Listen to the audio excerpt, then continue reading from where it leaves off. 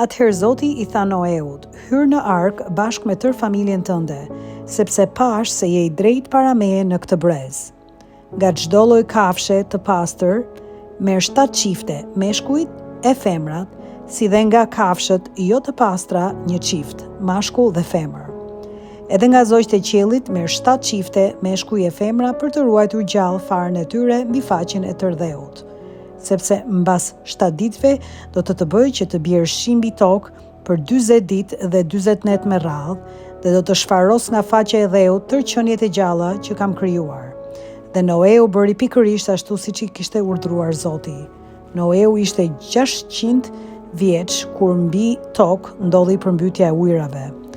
Kështu Noeu u fut në ark bashkë me bijtë e tij dhe me të shoqen dhe me gratë e bijve të tij për shkak të ujrave të përmbytjes, nga kafshët e pastra dhe nga kafshët jo të pastra, nga zogjtë e nga të gjitha llojet që zvarriten mbi tokë.